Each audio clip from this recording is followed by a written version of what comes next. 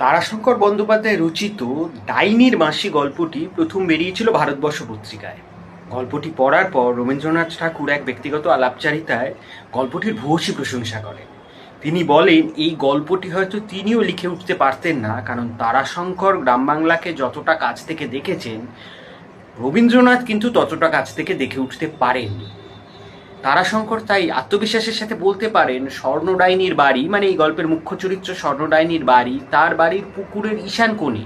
তিনি যেতে আসতে অনেকবার পৃথিবী পরিত্যক্তা স্বর্ণডাইনিকে তার নিজের দাওয়ায় বসে থাকতে দেখেছেন।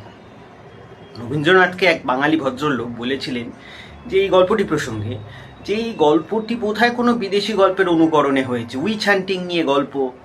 আসলে রবীন্দ্রনাথ হেসেছিলেন, কিন্তু আসলে বাঙালি ভদ্রলোকেরা উইচ হান্টিংয়ের কথা জানেন, কিন্তু তারা গ্রাম বাংলা ডাইনে খাওয়া ব্যাপারটা জেনে উঠতে পারেননি। তাই আমাদের রেনেসাঁটা হয়তো কলকাতার ভদ্রবৃত্তের রেনেসা হয়েই থেকে গেল, কোনোদিন বাংলার রেনেসা হয়ে উঠতে পারল না।